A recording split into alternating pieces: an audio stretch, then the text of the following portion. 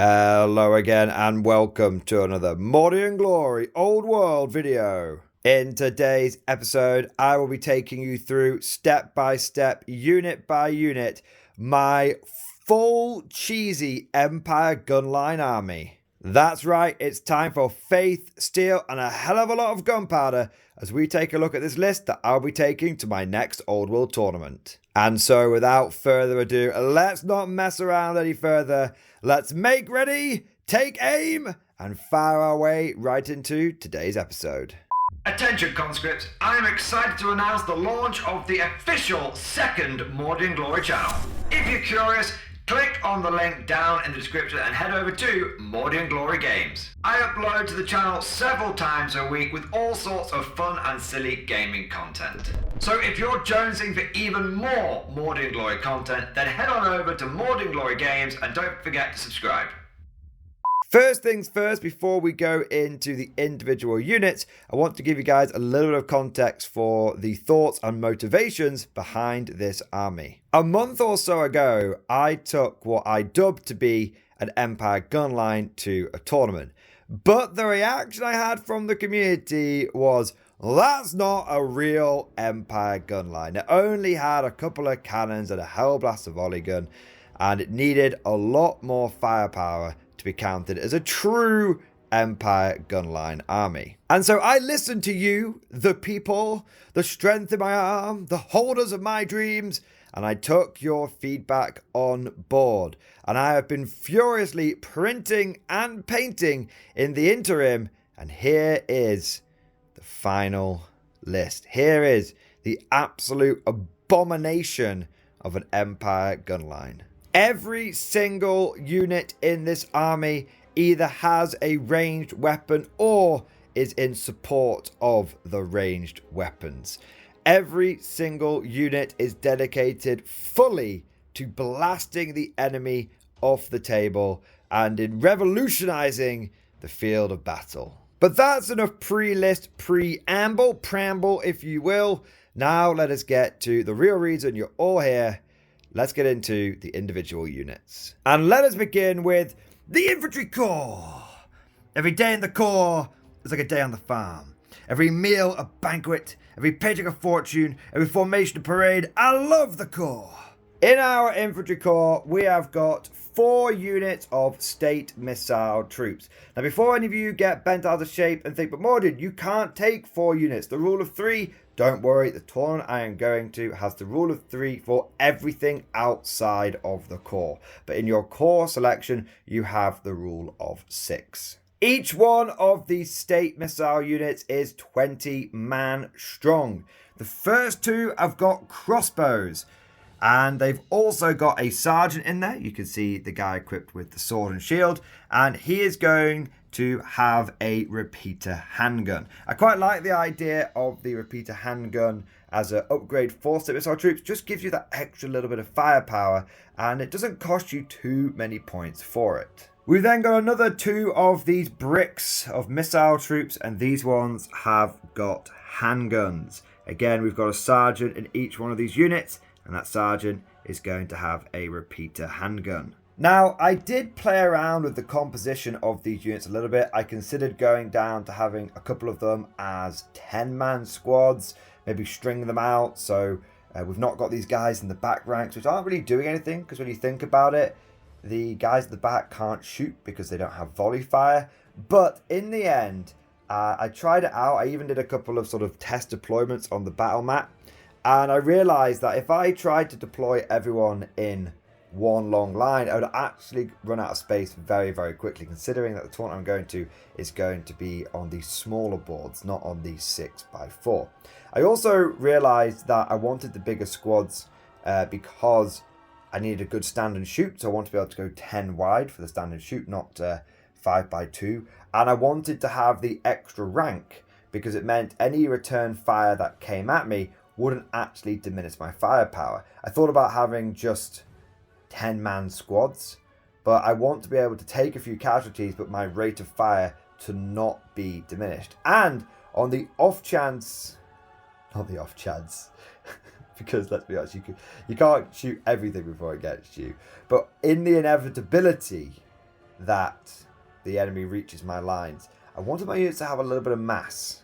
I wanted to have a unit that could maybe do a stand and shoot, get a couple of wounds on said stand and shoot, and then be able to have enough static combat res between having close order and then having hopefully one full rank behind to get me a couple of bits of static combat, a couple of pips of stand and shoot res, and then that might allow me to actually fend off a few attacks from, not from any major melee units, of course, they just tear through me like a hot knife through butter.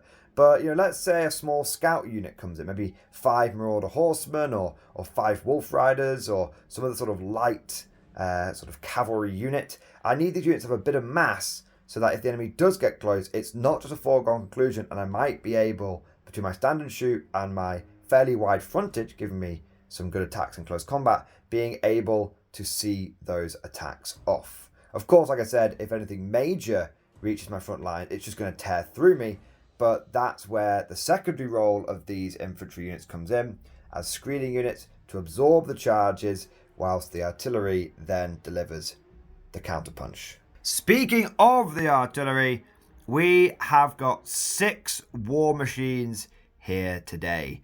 Starting off, we have our battery of great cannons, and can you spot the 3D printed one?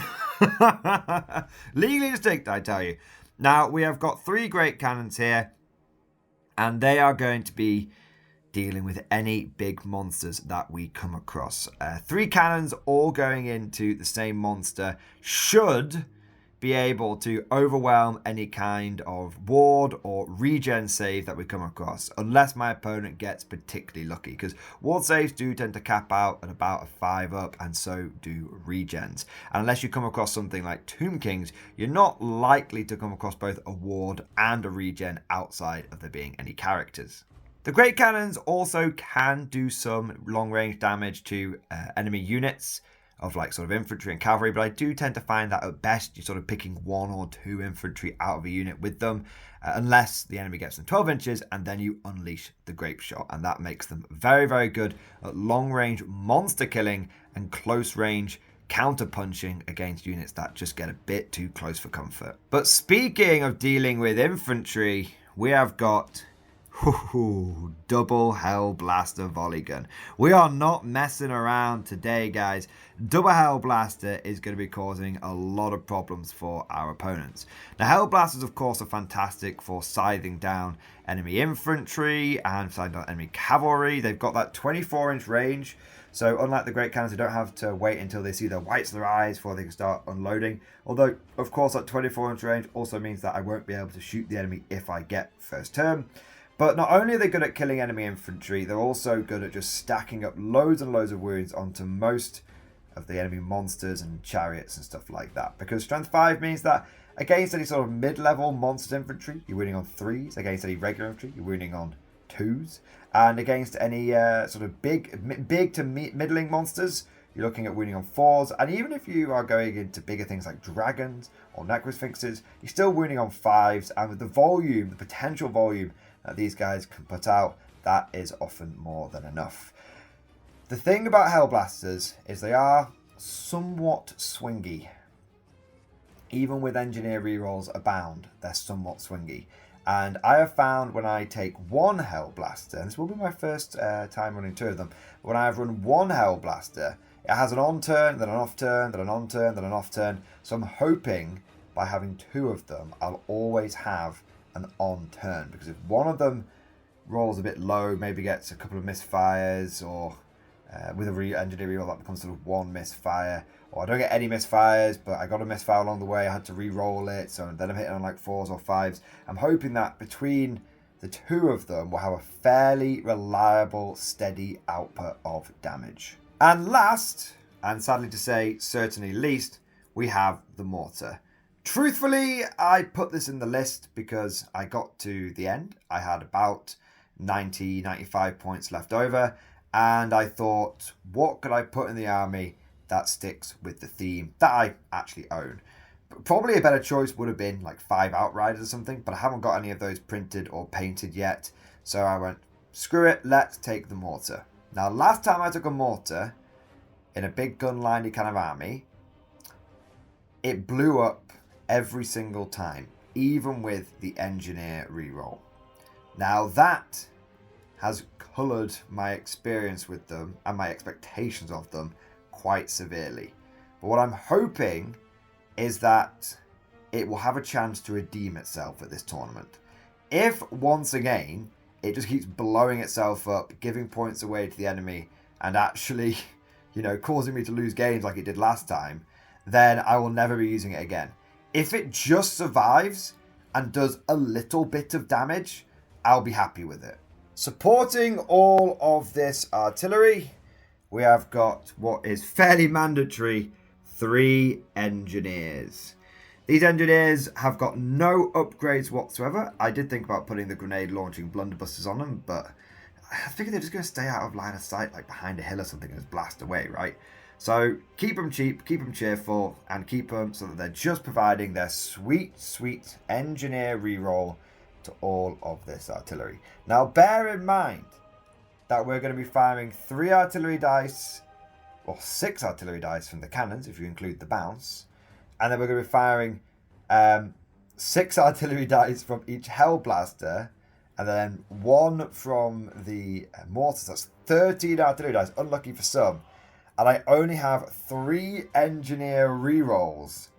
It is going to be touch and go whether I have enough engineers to actually make sure that this stuff doesn't blow itself up. And I am expecting that at least every game something ends up sort of misfiring or self-detonating, but hopefully we can manage the artillery dice economy fairly well with these 3 engineers. Ideally, I'd love just like 1 more, but we don't have the points and we don't have the capability with the rule of 3.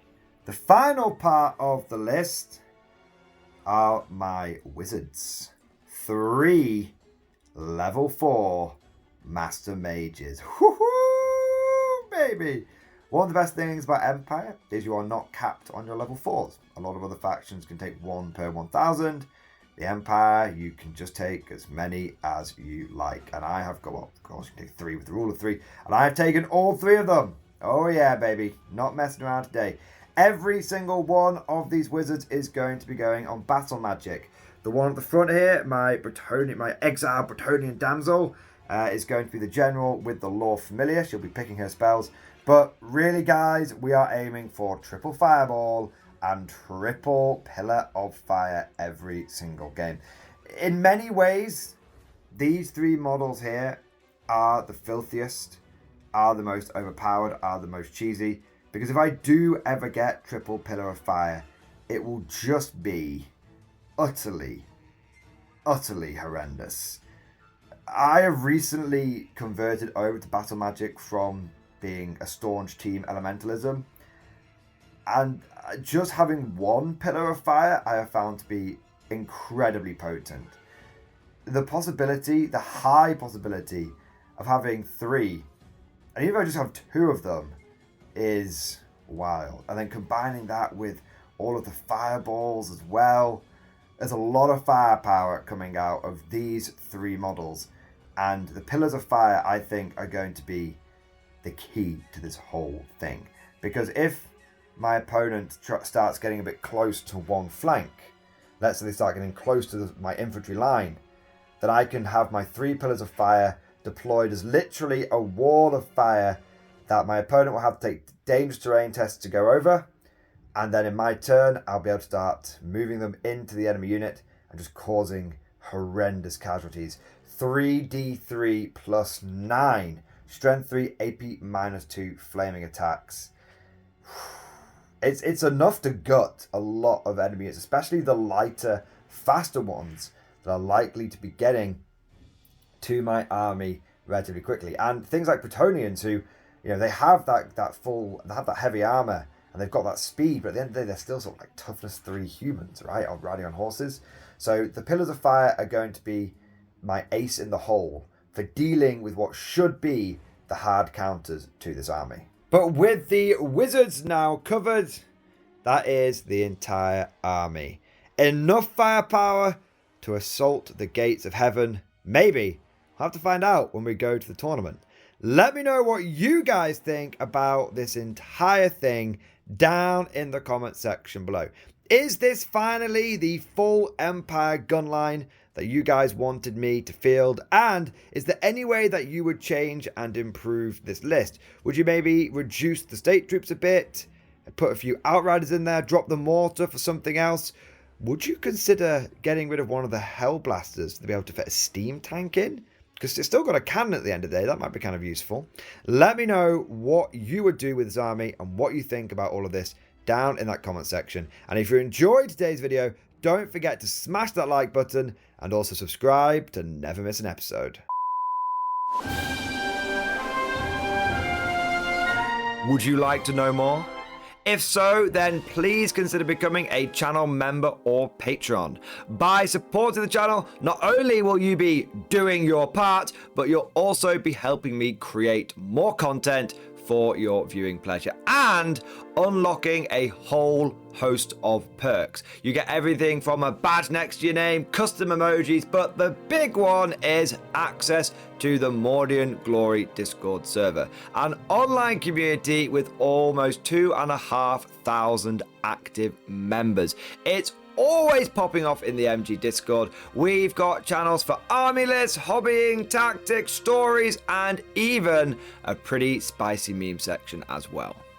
For all you greenhorns that wanted to see the Mordian glory hole, today is your lucky day. And joking aside, I do want to say a massive thank you to all of the current channel members and patrons. You guys are amazing, truly the lifeblood of the channel. I could not do Mordian Glory full-time without the incredible and generous support of my members, so thank you guys so much. And last but certainly not least, I want to say a personal thank you to all of my top tier Patreons. These are the War Masters, the people who have truly gone above and beyond the call of duty. So a heartfelt thank you to Alex Dengal, Bon Vert, Lord Pryor, Mark Panconi, RJ Scorpion, Swordfish Trombone, Try Again Bragg, John Stubbs, Nick Walsh, Diesel Fox, and August Barney. Seriously guys, thank you from the bottom of my heart. Your support is incredible and it makes a huge difference. Thank you so much.